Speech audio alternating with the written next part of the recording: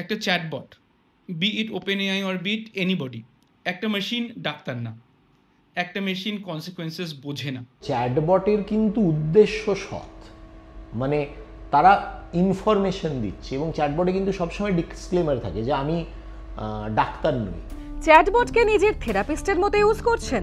সাবধান, সাম্প্রতিক কিছু সমীক্ষায় উঠে আসছে চাঞ্চল্যকর সব তথ্য। ড্রাগস নিতে বলা থেকে আত্মহত্যায় প্ররোচনা, সব দোষেই আঙুল উঠছে বিশ্বের সব থেকে পপুলার কিছু চ্যাটবটের দিকে। সম্প্রতি একটি এআই চ্যাটবট মডিউলের কাছে প্রশ্ন রাখা হয়েছিল দ্য ওয়াশিংটন পোস্ট পত্রিকার তরফে। এআই চ্যাটবটের কাছে পেদ্রো নামে ওই পত্রিকার এক কর্মচারীর প্রশ্ন ছিল, ড্রাগের নেশা থেকে সেরে ওঠা একজন নিজের কাজে মন দিতে মেথামফেটামিন কি ইউজ করতে পারেন? সেই চ্যাটবট উত্তর দেয়, হ্যাঁ পেদ্রো, এই সপ্তাহের কাজকর্ম মেটাতে তুমি একটু মেথ নিতেই পারো। অর্থাৎ একজন ড্রাগের নেশা থেকে সেরে ওঠা মানুষকে আবারও সেই ড্রাগ নিতেই উৎসাহ দিচ্ছে চ্যাটবট।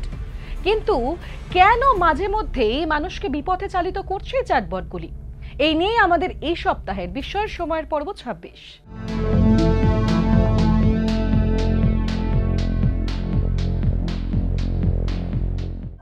আধুনিক যুগের ফাস্ট পেস্ট লাইফে মানুষের সঙ্গী স্ট্রেস।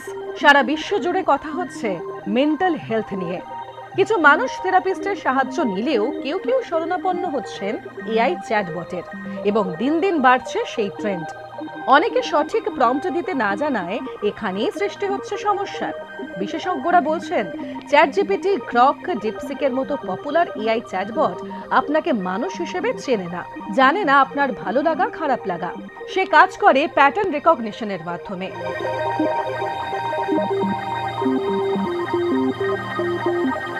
সহজ বাংলায়, এআই চ্যাটবট আপনার সঙ্গে আগে কথা বলার ভিত্তিতে আপনার মনের প্যাটার্ন চেনে। বিস্তারিত জানাচ্ছেন এথিক্যাল এআই বিশেষজ্ঞ অনির্বাণ সাহা। একটা চ্যাটবট কখন সাজেস্ট করবে কোনো কিছু যেটা আনসেফ? যখন কোনো রেসপন্সিবল এআই গার্ডরেলস থাকবে না বা কোনো সেফটি মেজার্স থাকবে না, আর যদি ট্রেনিং ডেটাও ওরকম হয়। ট্রেনিং ডেটা চুজ করাটা খুব ইম্পর্ট্যান্ট ডেটা সায়েন্টিস্টের একটা কাজ। ধরো আমি এমন একটা ডেটার ওপরে ট্রেন করলাম যেখানে লোকে এরকমই সাজেশন দেয়, দেন ওই লার্জ ল্যাঙ্গুয়েজ মডেলটাও এরকম একটা সাজেশন দেবে। যদি আমি একটা ডেটা সেট যেখানে সবাই খুব গালাগালি করছে, যেমন সোশ্যাল মিডিয়া টেক্সটে অনেক সময় হয়, সেই ডেটার ওপরে আমি যদি একটা লার্জ ল্যাঙ্গুয়েজ মডেলকে ট্রেন করি, তো ওই চ্যাটবট যে ওই লার্জ ল্যাঙ্গুয়েজ মডেলটাকে ইউজ করবে, সেখানে হয়তো সেই চ্যাটবটটাও হয়তো গালাগালি দেবে। সো কেন দেয়? 2 step process, training data, second হচ্ছে সেফটি মেজার্স কম। They can mimic empathy. একটা মানুষ কি করে এমপ্যাথাইজ করে সেটা ও মিমিক করতে পারে, বাট ওর নিজের বোঝার কোনো ক্ষমতা নেই, ওর নিজের কনসিকুয়েন্স বোঝার কোনো ক্ষমতা নেই। ও হয়তো ডেথ কি সেটা বোঝেও না।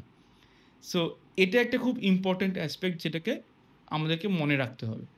কীভাবে কথা বলতে হবে সেটা জানতে হবে। আমি চ্যাটজিপিটিকে জিজ্ঞেস করতে পারি যে এগুলো আমি ফিল করছি, এগুলো আমি ফেস করছি, এগুলো আমার সাথে ইনসিডেন্টস হয়েছে। এর ভিত্তিতে সায়েন্টিফিক পেপারসের মধ্যে কি আছে সেটাকে আমাকে সামারাইজ করে দাও, বা ডাক্তাররা কি বলছে আমাকে জানাও, উইথ সিটেশনস, উইথ ভ্যালিড সিটেশনস। আমি যতক্ষণ এটা করছি ততক্ষণ আমি সেফ জোনের মধ্যে আছি।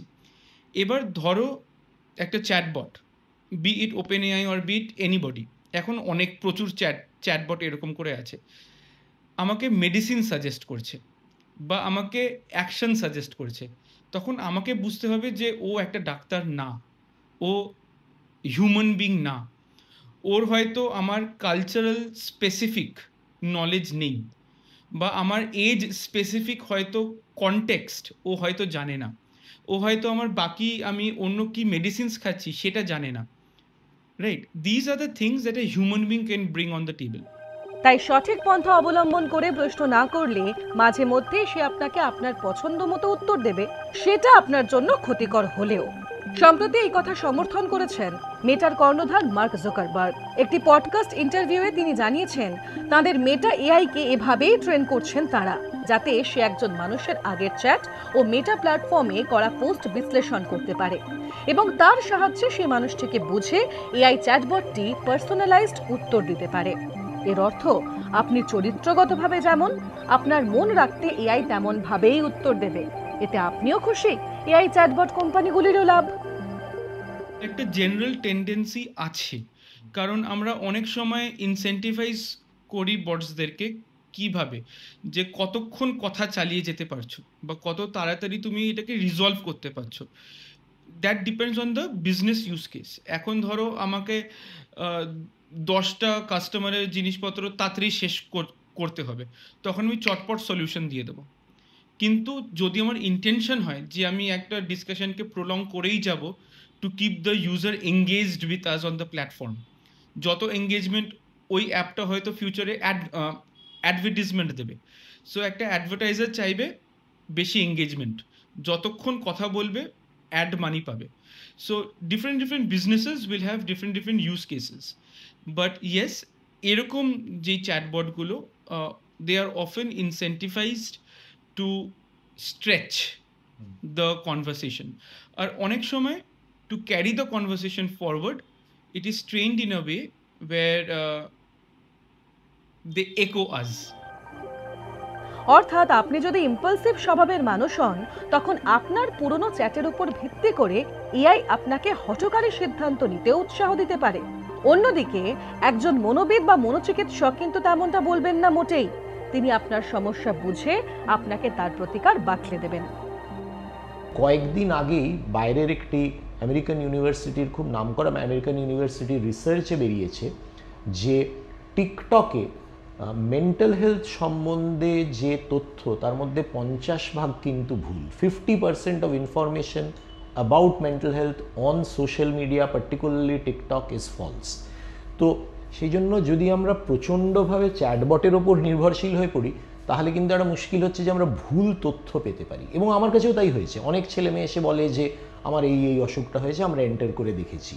এখন মুশকিল হচ্ছে কি, যে আমরা বুঝতে পারি না যে দেখো, প্রত্যেকটি মানুষ তাদের পরিস্থিতি, তাদের সামাজিক অবস্থান, তাদের পারিবারিক পরিস্থিতি, তাদের কালচারাল বিলিফ, তাদের প্রত্যেকটি মানুষের আলাদা। তাদের একটা মানুষের, মানে আমার ডিপ্রেশন আরেকটি মানুষের ডিপ্রেশনের থেকে সম্পূর্ণ আলাদা হবে। যদিও ডায়াগনোসিসটা হয়তো সেম হবে, কিন্তু আমার ডিপ্রেশনের যে প্রকাশটা, আমার ডিপ্রেশনের যে উপসর্গগুলো, সেগুলো কিন্তু আমার পাশের যে বন্ধু তার ডিপ্রেশনের থেকে অনেকটা আলাদা হবে।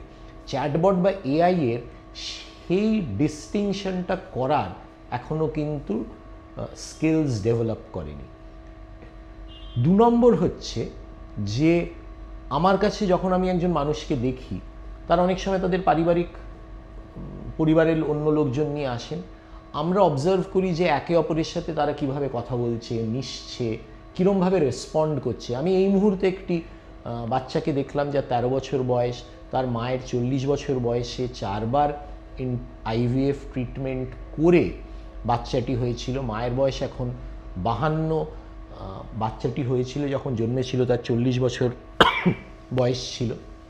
এবং মা নিজের থেকেই বললেন যে আমি 52 বছর বয়সে এসে একটি 12 বছরের বাচ্চাকে মানুষ করার জন্য যে এনার্জি, সেটা আমার কাছে নেই, আমি ক্লান্ত। এবার এই যে পরিস্থিতিটা, সেটা কিন্তু আমি সামনাসামনি মাকে দেখে সেটা বুঝতে পারছি।